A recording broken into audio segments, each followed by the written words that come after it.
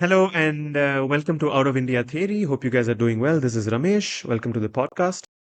In today's episode, we're going to be looking at the some of the latest research in the search for extraterrestrial intelligence. And if you have been following up on this topic at all recently, if you've been following it up on the internet, you may have seen that a paper that was recently submitted has been creating quite a lot of buzz on the internet, which talks about basically Dyson Sphere Candidates. And if I have to give you the exact title of the paper, it's Project Hephaistos 2 Dyson Sphere Candidates from Gaia DR3 to Mars and WISE. So today we're going to be talking about this particular research where I believe 7 Dyson Sphere candidates were discovered in Milky Way Galaxy. But before I introduce my guest for the day, I'm just going to give you a quick introduction to a Dyson Sphere in case you're new to the topic.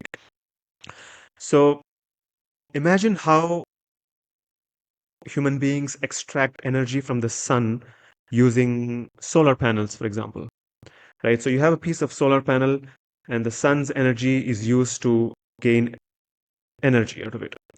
Now imagine if humanity's energy needs become so high that we need to utilize the entire star, right? Right now, there's tremendous output of energy coming out from the sun, of which only a very, very small portion comes to Earth. So the rest of it goes, waste, quote unquote. Imagine if we are so technologically advanced that we send millions of solar panels that surround the sun, like an array, almost like a cage, orbiting in independent orbits all around the sun. Now that would be called a Dyson sphere. So technically it's not a solid sphere because obviously that will block out the sun, but it's more like an array or a cage or a swarm of individual plates moving around a star. Now, of course, this is completely hypothetical, but the theory is that an advanced alien civilization may have the capacity to do something like this. And one of the things that SETI, or the Search for Extraterrestrial Intelligence, does, among many other checks for alien life, is to look for signatures of the presence of Dyson sphere. Now, it's called a Dyson sphere because it's named after a physicist called Freeman Dyson. There is a common misconception that Freeman Dyson introduced this idea. The idea actually goes back to science fiction. And a simple internet research will let you know that somewhere in the 1930s, I think 1937, the idea was first proposed in a book called Star Maker by Olaf Stapleton. And the physicist Freeman Dyson himself was inspired by this idea in 1960 and developed this theory of Dyson sphere. So technically, it should be called an all Stapleton swarm, but we're not gonna go into the details of the name. So we'll stick to the name Dyson swarm or Dyson sphere. And this would be a good time to bring in my guest, introduce my guest for today. I have with me one of the co-authors of that paper, which is basically an international team of scientists with 2 people from India. I'm pleased to introduce to you Priyatam Mahto. Priyatam, thank you so much for joining us on Out of India Theory. How are you doing? Great. Thank you, Ramesh, for inviting me us to discuss my latest paper on your podcast channel. It's a pleasure and congratulations on having your paper published because it's really exciting news. It's creating quite a lot of buzz on the internet, I see. Yes, yes. Lots of media coverage we got on this paper. And just to give a little background, so Priyatam has completed his Master of Science degree in astronomy from the very prestigious Indian Institute of Technology, Indore, and he's currently pursuing research in astronomy from the University of Chile. So just curious, Priyatam, is the topic of your PhD also search for extraterrestrial intelligence in Dyson spheres, or is it something completely different? It is some completely different from my master's thesis. Okay, so maybe it's a good idea to start with the paper itself. So can you start by giving us maybe a little introduction into what this research is all about. Like why is it special? Why is it? Because the way I understand Dyson Sphere, the concept has been around for a while, and many teams and many projects have been looking in potential candidates. So what is special about this? Maybe if you can introduce us to this project Hephaistos too, if I'm pronouncing it right.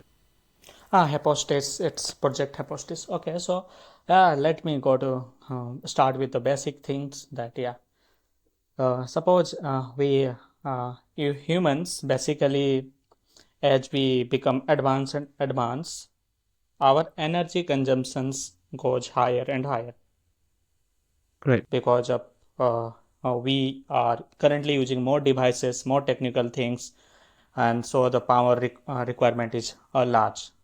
So this is the first thing that we simple think that when civilizations will be advanced, the power consumptions will be higher. So this is the thing, right, and the uh, because civilizations tends to be become advanced civilizations in future or in whatever their time period. So the energy requirement is the fundamental thing that you have to find some source from where you can get the energy to run your civilization. Because in our sense that in human civilizations we currently have our earth, we extract fuels and other energy sources from completely from earth's surface. But you know that because in right. some time future the earth will not able to provide all the resources that will need for to run our civilization. So how do we find the thing? So there is one free available source near to Earth is the our star, that is Sun.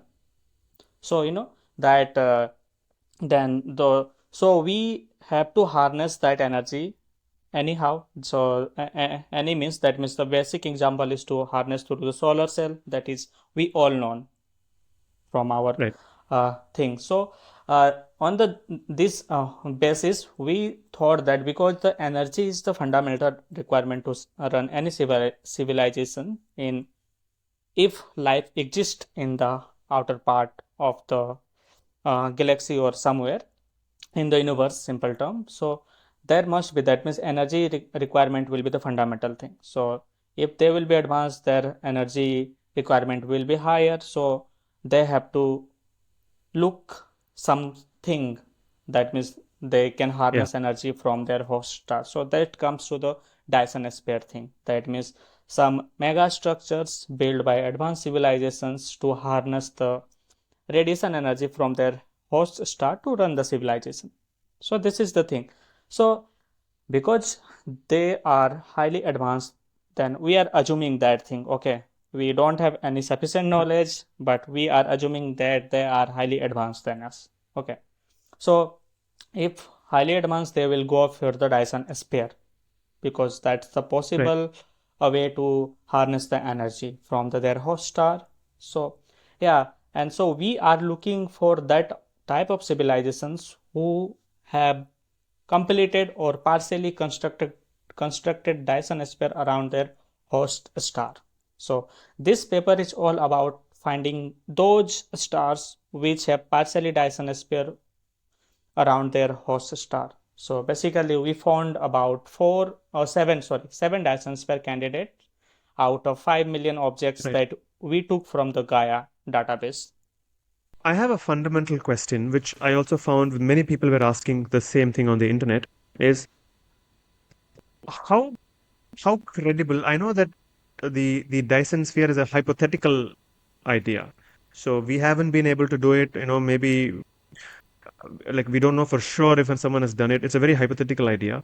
My Mm-hmm. question is, like, even if you look at humanity, right now we depend on fossil fuel Yeah, and wind entirely. and other forms of fuel, nuclear fuel and so on.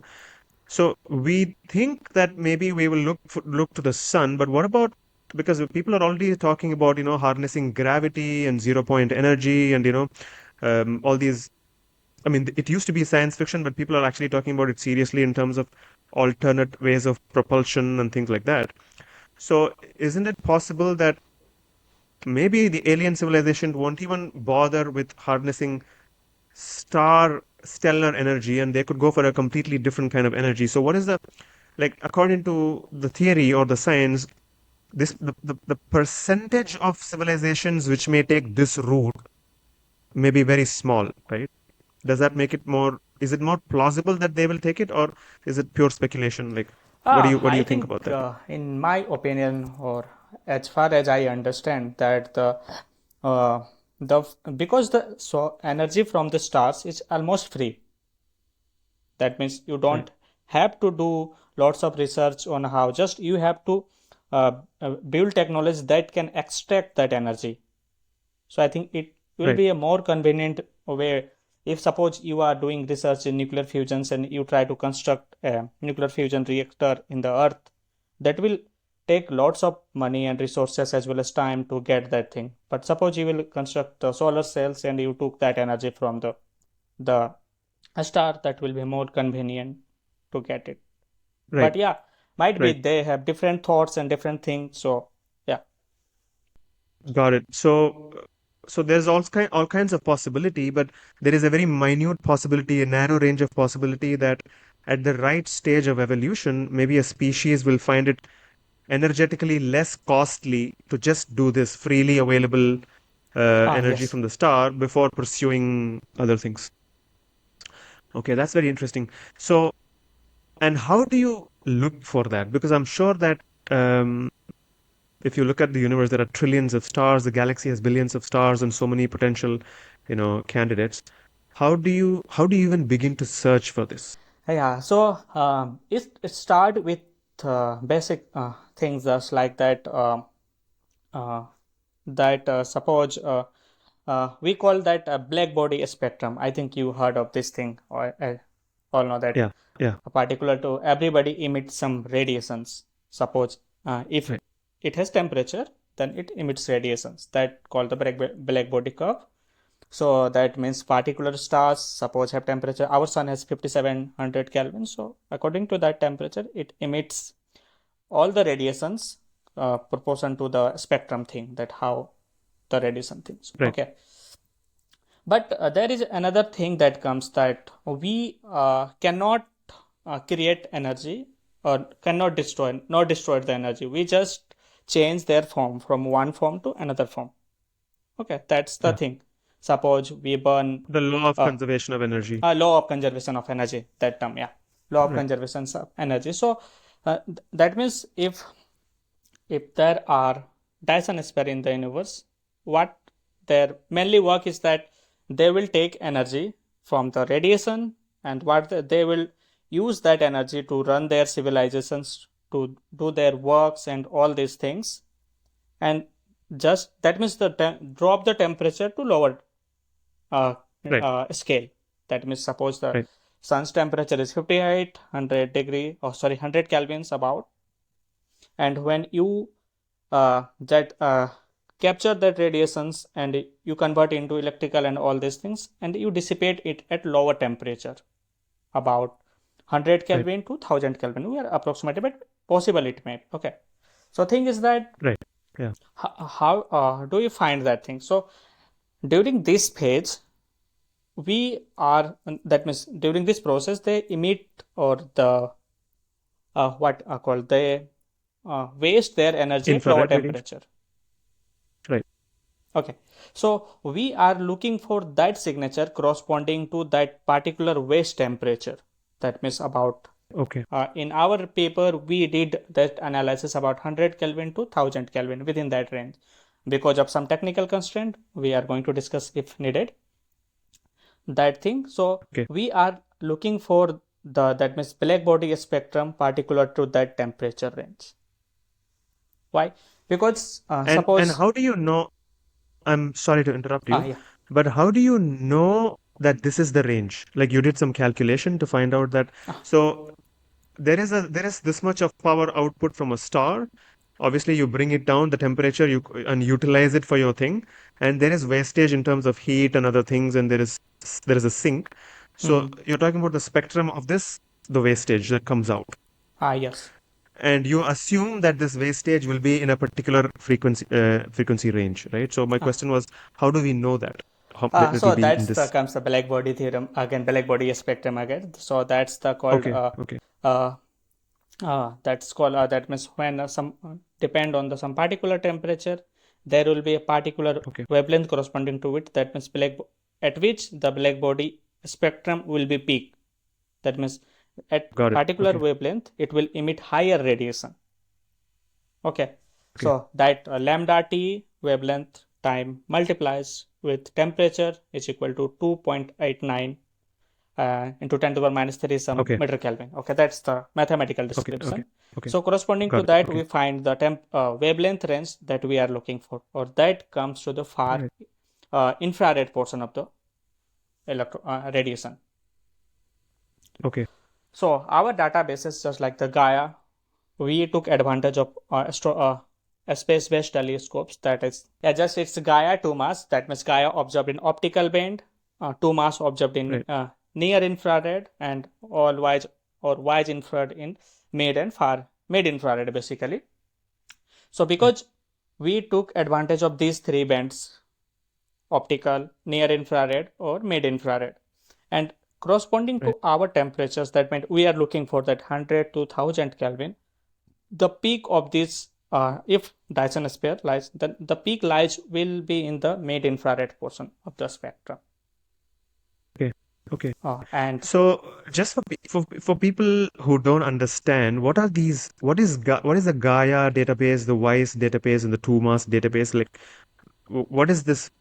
What information does it capture, and where does it come from? From uh, telescope? From like where is it? okay, yeah. So Gaia, 2MAS, and all WISE or WISE all are three space-based telescope. So Okay.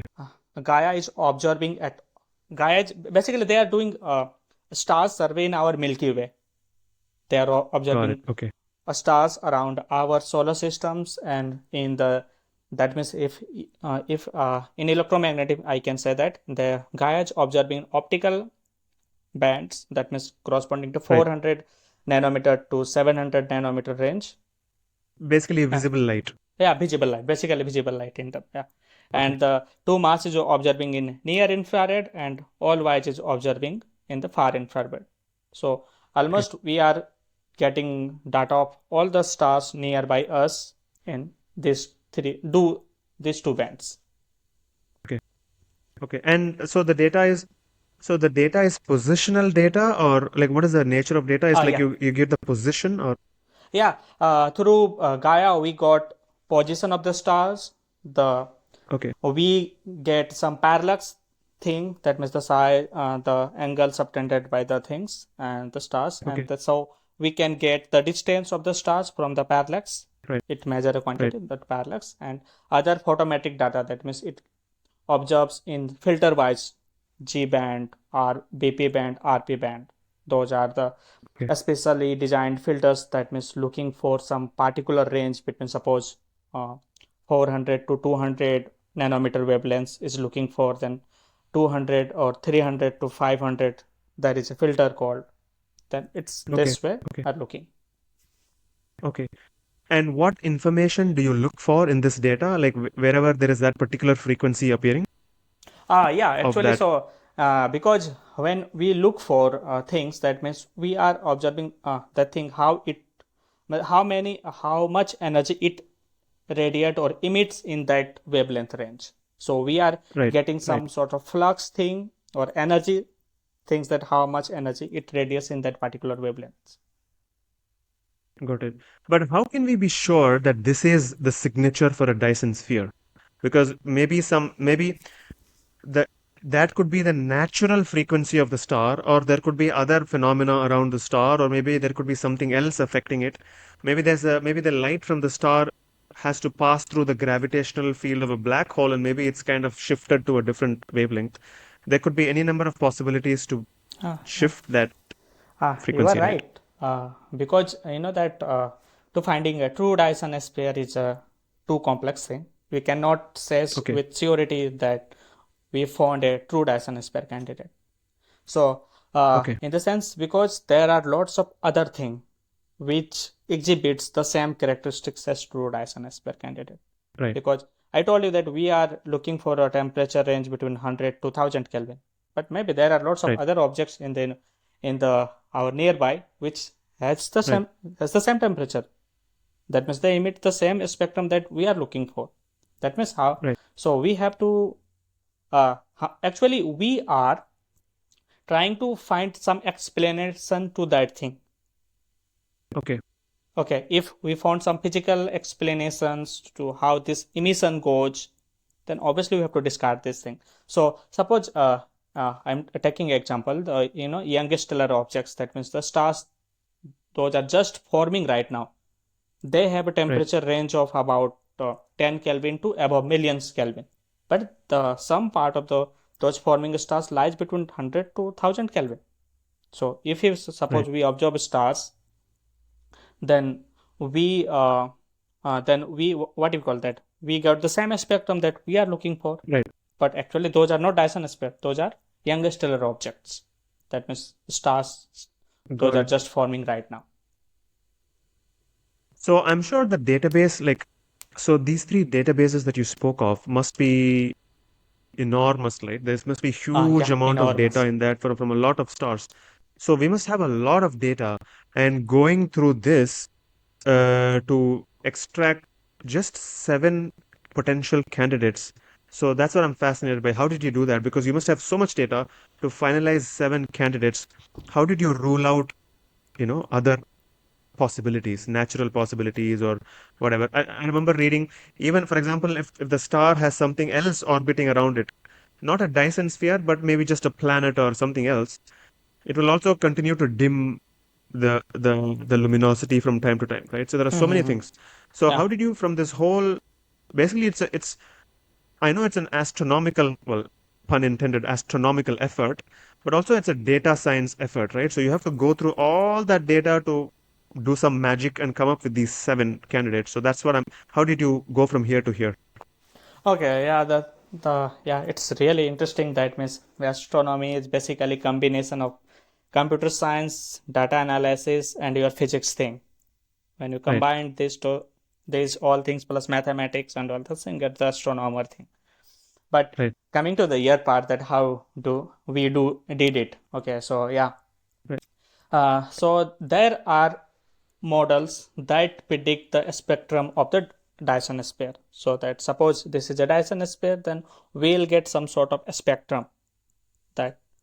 And so just Okay, example in more detail, suppose a star we are observing, because we'll get a almost constant light curve. Light curve means that light energy over the time period that we are observing, because we are okay, almost getting a okay, light constant light curve if it is not a variable star. Okay, right. so what happens So that for example, the light curve of the sun will be like almost like a straight line, or maybe yeah, with slight variations. yes, slight variations with the things that Okay, okay. sun has some Sorry, go ahead. yeah. Yeah. But if you talk about the spectrum, that means the distributions of energy corresponding to their wavelength of that particular stars. That means suppose we'll get a black body spectrum, as I mentioned earlier.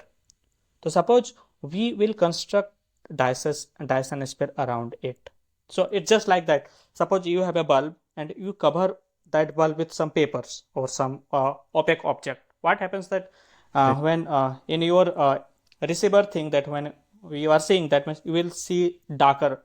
You will not able to see the light portion of the part.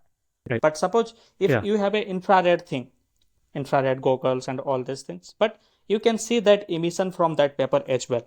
That means you will see some bright right. thing, because the light from that bulb will increase the temperature, will simply warmer the paper, and you will see some Got it. emission from that thing. So similar So the phenomena. paper will be invisible. Sorry, the paper will be invisible in the visible range, but visible in the infrared range. Yes, infrared part of the Got light. it. Okay. So Okay. just like this phenomena, uh, suppose a star is covered with Dyson sphere or Dyson sphere, what happens that its optical part of the spectrum will get dimmer, whereas it, because and its infrared portion of the light will be get brighter, or will observe excessive uh, infrared radiation from that particular star. Got it. Got it. So Okay. That's why So, we yeah, sorry, go ahead. utilized Gaia database for the optical portion of the light, 2 mass, and all wise, all these things for infrared portion of the light. So because we constructed some theoretical model corresponding to how the spectrum should vary with the with the Dyson Sphere thing, that means, so we come up with model. That means we have Okay. now model, and we are trying to fit that model with our database, or data from the stars, of the stars. So Okay. basically fitting those data with the model, we found some candidates. Okay, so Got it. we got candidates corresponding to there are two parameters that we are particularly looking for in the model. That is the covering factor. That means how much star is covered with the Dyson sphere. Either it is a fully Dyson sphere or partially Dyson sphere. Okay, Okay. and the second is the temperature of the Dyson sphere. Those two parameters we got from that database. The data thing and by fitting the model. Got it. Okay. And because these are only just candidates, not we are going to say that okay, these are just candidate who has excessive infrared radiations, but there may be cause that actually because of that reason we are getting that infrared excessive radiations. So in our case, because we are looking for infrared radiation, looking for Dyson sphere, that means we can say that these are Dyson sphere candidates, but actually not, because there are lots of other objects which exhibits the same characteristics Right. as the Dyson sphere candidate. So Right. we have to get rid of those things. So then we employs different techniques to get rid of those things. Yeah. Okay, that's interesting. So when you said you have this model, right, which you Mhm. applied on the data, is that a model that is pre-existing, or did you or your team calculate it? Actually, Is it a new model?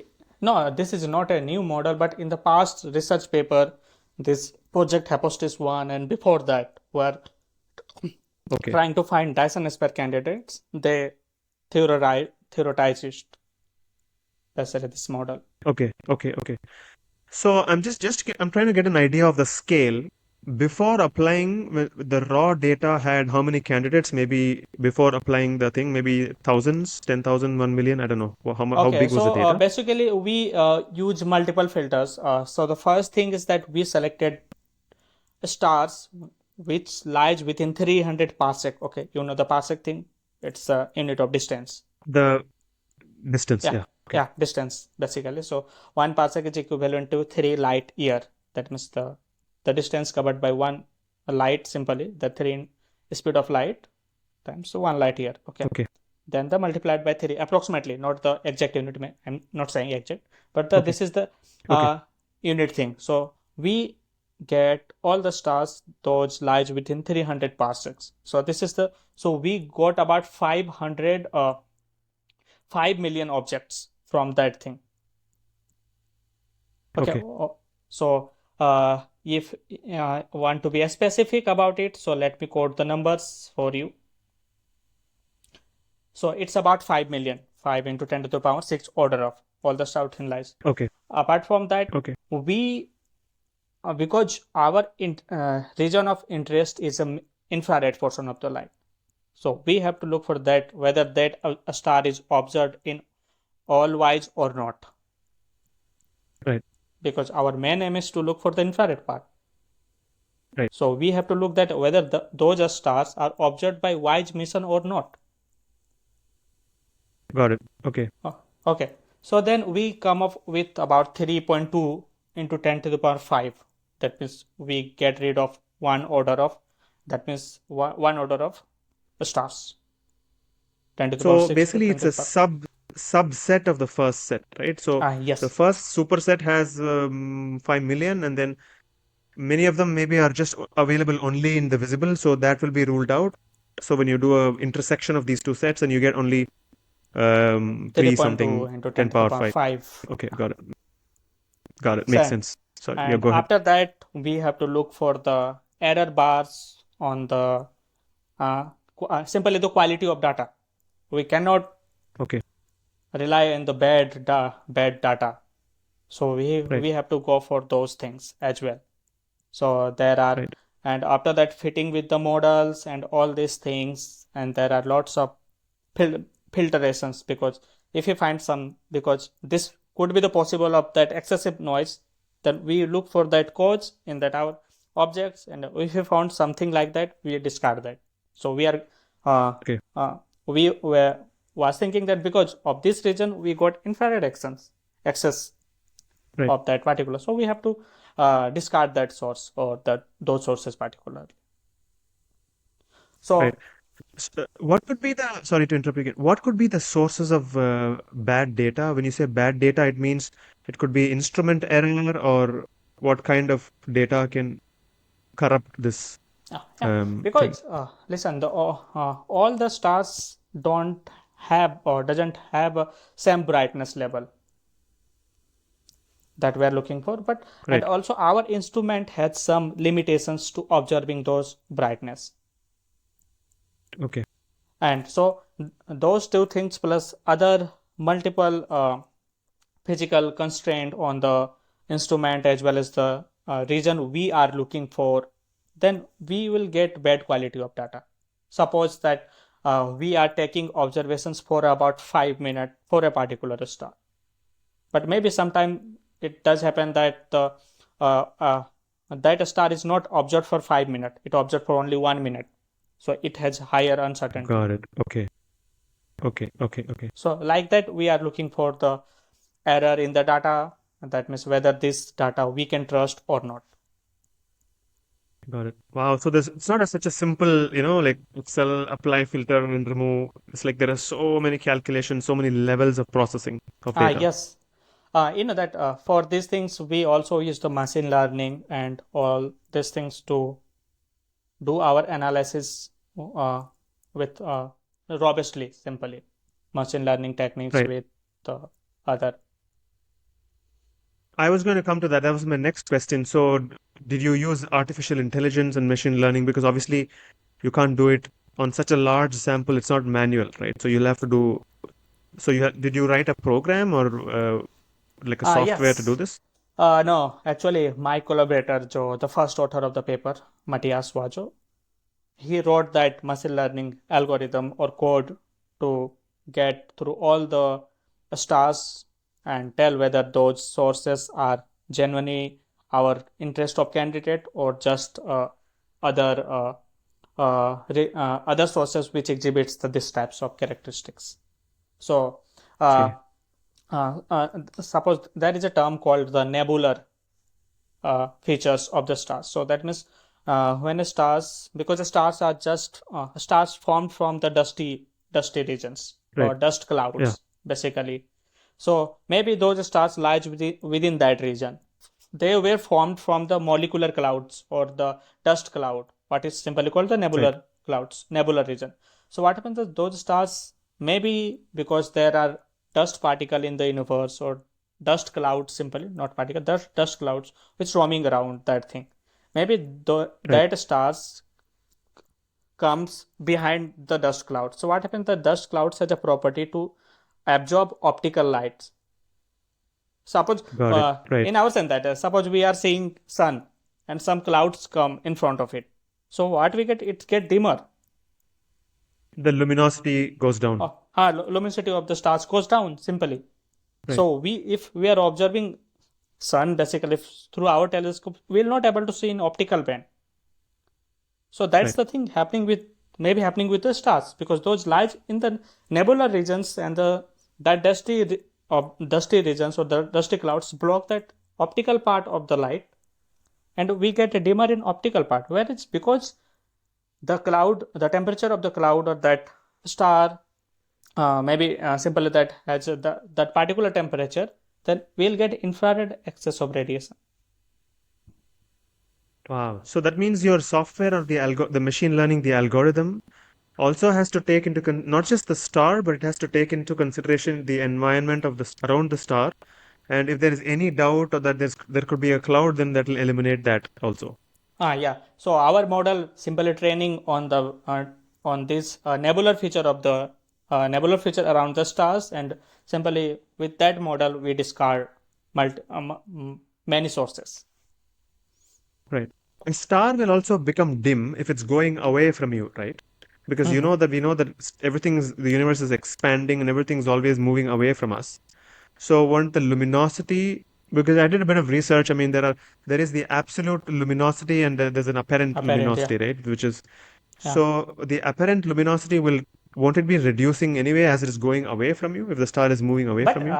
because we are seeing those things in the just 1 or 2 days, so I don't in Okay, because the cosmological expansion or the universe expansion is happen in the large time scale, so it doesn't cost too much okay, okay, problem okay, those.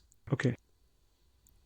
So, okay, so we've reached you apply all these and clean the data and remove all that, and then finally you apply the algorithm, and then did that give you seven results, or did you do something else, or? Yeah, we have to do because then we got about after that nebular clusters feature and all these things, we got about 5,000 candidates, about 5,000 Oh, candidates. wow, still 5,000. Okay. Yeah, still 5,000. So you know that there are extra cuts, that means multiple parameters we went through again. So Okay. there are parameters called that G variability and all these things, whether this a star is variable or not, and the whether that, and another parameter is called RUWE. Okay, so it's basically simple is that we fit the data of that stars uh, with multiple model of the stars, whether that that a star is a binary star or single star system or triple A. So we Right. get a parameter, and on the basis of that parameter, we can say that those stars are single star system. Okay. So, and that means there are multiple parameters that we went through to discard sources. So, and the final cut that comes with the manual inspections, doing that RWD and the G variability and all these things. So we come up with around 300 candidates, 300 to 400 candidates, because these are less numbers, Okay. so we can go manually with these sources. So what our Right. aim was in this part of the work is that we want whether these candidates were studied in previous studies or not. Because if these Okay. stars or candidates were studies and told that they were stars with some other cause of infrared excess and all these things, so we have to look for those things. And we Right. also looked for other missions that observe those stars, like SDSS. SDSS is a global Okay. survey that observes stars as well as galaxies. Okay, so we went through that databases as well. IRSA database is Is STSS optical or? yes, optical. Okay. It's optical. So we look for other cause of that infrared excess, and we found that there are basically majorly three uh, reasons because of that we may get that infrared excesses.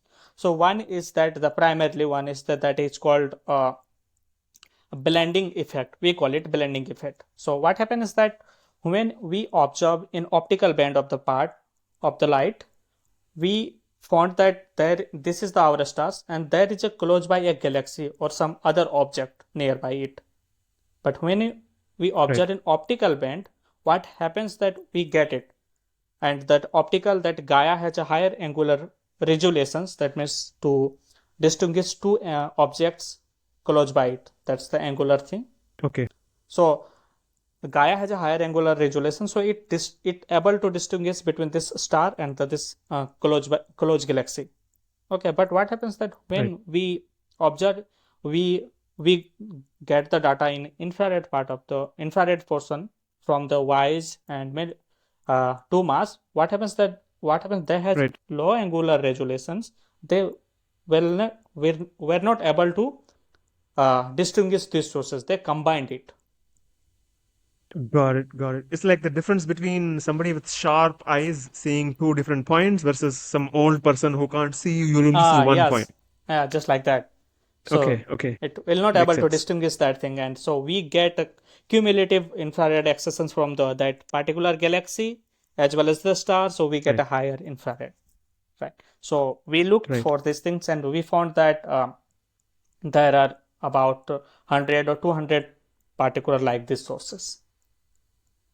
Okay, And so we discarded these sources. Again, there are other filter we applied, or we look for other effects that cause this excess infrared. So we discarded, and when finally come up with it 700. And also we applied another filtrations in the paper, that is the signal to noise ratio.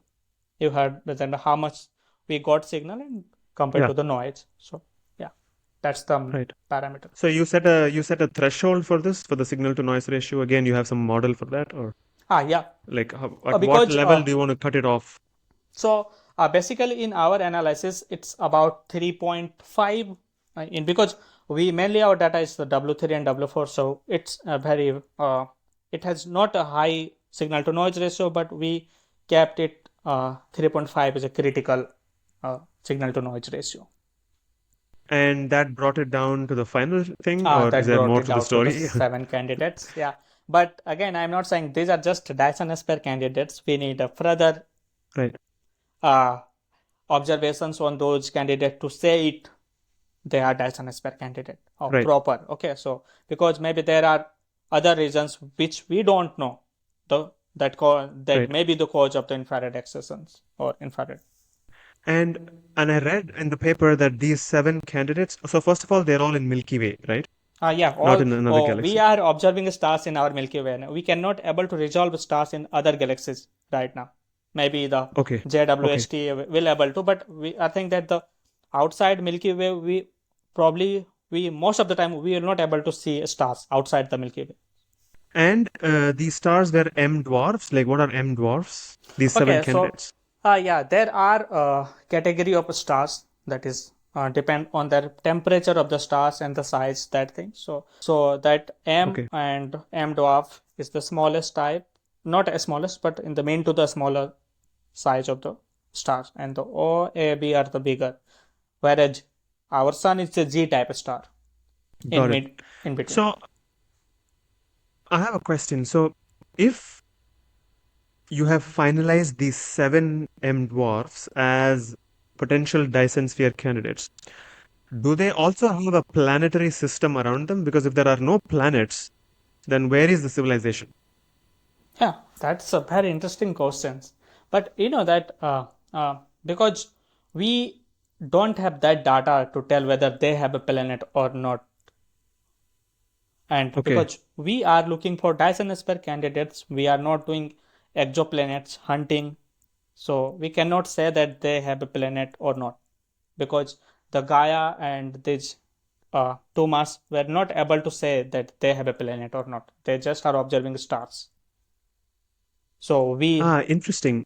Okay. and so we can write a proposal to observe those stars and say that if they have a planet or not. So yeah, you really ask a great questions to whether if they don't have a planet, how do we get the civilizations? So yeah. Right. Because then either the civilization that created it has already been, because it's a dwarf, it's an M dwarf, right? I'm guessing it's towards the end of the life cycle of a star. I'm not sure at what stage it is. Maybe I'm wrong. At what stage of the life cycle is a dwarf? So actually, the depends on the because they are basically dimmer objects in the sky. Simply dimmer means in that they are less brighter than our sun. So that's why I call Right. that M dwarf. That is the Right. region of the stars. Okay. Okay. So that's a good point. So that means if there are, so we don't know if there's a planetary system or not. So Hmm. even if there is no planetary system, it's possible that it's a remnant. Maybe it was created long ago and it's still there. Hmm. Or maybe such an advanced civilization that's traveling through maybe created it. I don't know.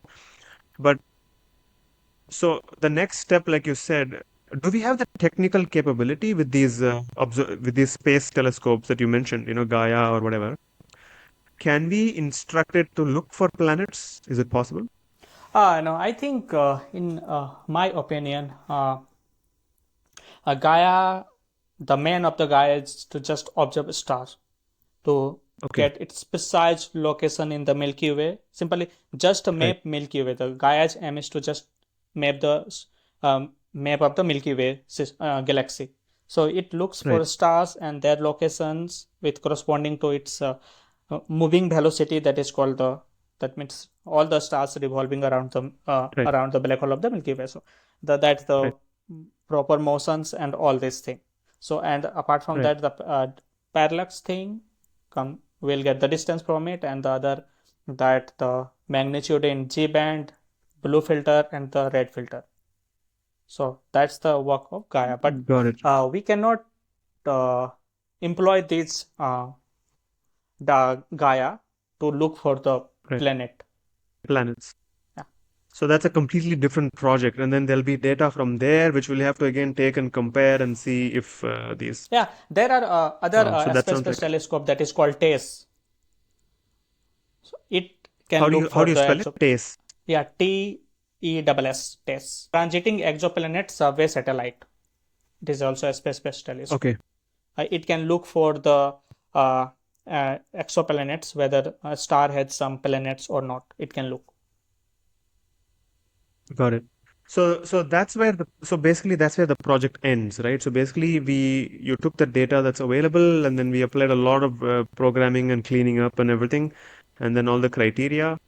And the main criteria is, of course, this algorithm that was written up because that is your theory on how a Dyson sphere must behave. So Mhm. that model you applied, and then finally we got the 7 candidates. So so to all the viewers who are watching, this is not news that we found alien civilization. It's just the shortlisting of 7 potential candidates, and from here, of course, more and more research is needed to see if anything else can be ruled out and whether it can be considered a truly alien civilization. So what's the status of this paper? I know it's been published, but is it finished or is the research still going on No, or it's finished right now, but maybe our collaborator will write a proposal to observe these 7 candidates. Or maybe we'll planning to look for these objects in other part of the spectrum, that like in the radio or in the UV part of the part, that maybe we can find something that can explain that cause, and we'll discard that particular source. and is this data publicly available? Is there a repository somewhere or is it Okay, is so this the candidate database of or stars, or yeah, yeah. the Gaia database or something. Actually all of them, but specifically the final 7 that you Okay, yeah, shortlisted. I think you can get it from the paper, that is their All right. Gaia ID, their RA date, that is the location we got in that thing, Okay. and the distances. So that is called the European Gaia database. We can find that database from the European Space Agency's website. And Okay. Okay. if you put the coordinates and RA deck of those things, or simply Gaia ID, then you can get the image or the thing of that particular source. Got it. And how far away from Earth are these candidates? Are they like in terms of light years or parsecs? Okay, yeah, it's parsec. It's about a wall because all the sources are within 300 parsecs, so they are about less than the 300 parsecs. So it's about uh, you can get all the distances from the paper as well. So the Okay. nearest star is about 142 parsec, almost. Okay, approximately Okay. 142 parsec, and the farthest one is the 249 parsec or 250 parsec. So Oh, that's actually, really far. So any hope of they are going to really meet far. some Okay. alien friends is just gone. So there's no point. Okay. Yeah, there is no point of think that, but just we do, because you know that the nearest star is about 4 light year, Right. 4.2. So it's Proxima about Centauri. Alpha Centauri, yeah, Centauri systems. Alpha. So you know Okay. that is about 1 parsec plus something. Okay, 1 parsec. But we Okay. are talking about that 150 and 250 about parsecs. They are very far away. Wow. So maybe we should create a Dyson sphere around the sun to use all the power so we can travel to these star systems, I guess, close to the Yeah, speed but of light. right now our technology is not at that level. So maybe in future Right. human will be able to do that. Right. And this is where this whole, I remember reading this whole Kardashev scale comes, right? Mm-hmm. And because, for the viewers, if you're not familiar, so basically I think it was a Russian scientist, Nikolai Kardashev, Nicola Ricardos, who yeah. categorized civilization into type 1, 2, 3, depending on how well they are able to utilize the energy resources. So if you can utilize 100% of the resources on your planet level, it's type 1. And then Yes. if you can utilize all the energy resources of your star, your stellar system, then it's type 2. But if you can utilize all the capable of utilizing energy of the entire galaxy that you're in, almost like god-like properties, so that will be type 3. So it's almost like an exponentially advanced civilization.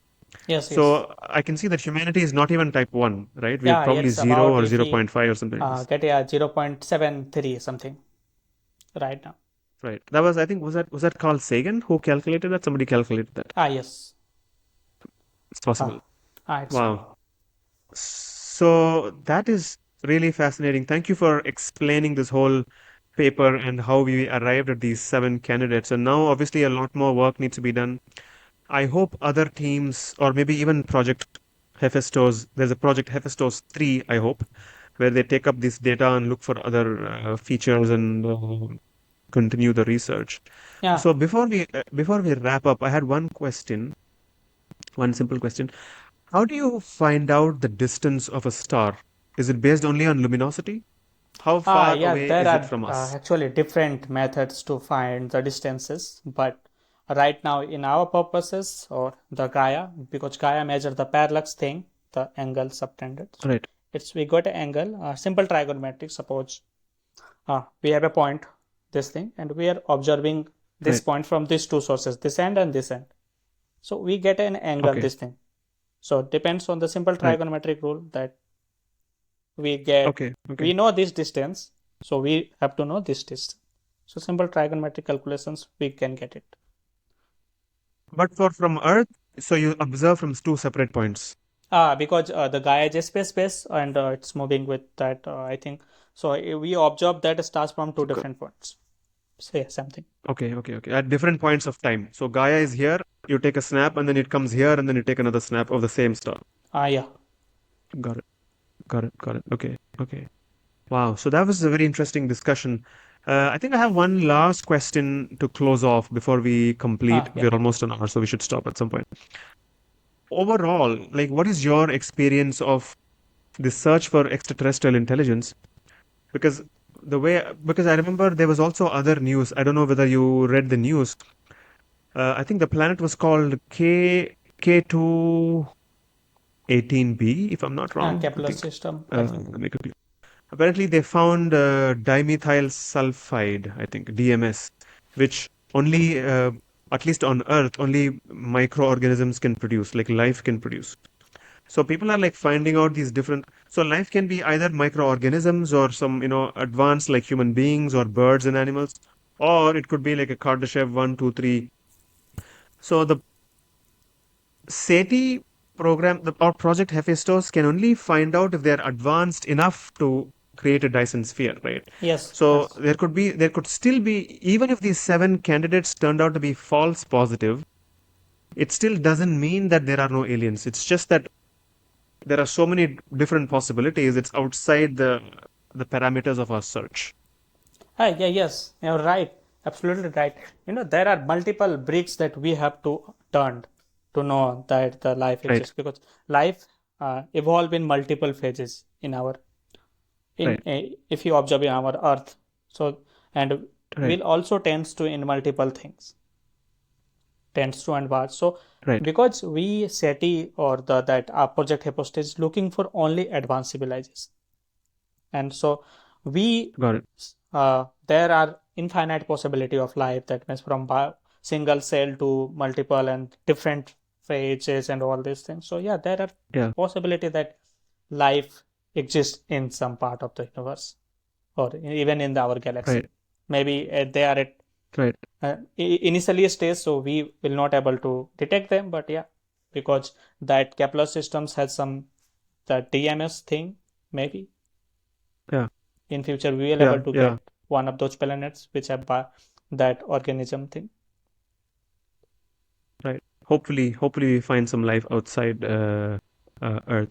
And so, closing comments. What is your research now as we close? Like right now, you're focusing on something else. You said your Yes. research is not on. Right now, I transit. That means I shifted to the asteroid thing. That means solar system minor objects, doing research on Okay. that thing. Yeah. So, actually, we are trying to simply quantify or extract the physical properties of the asteroid belt in our solar system. Okay.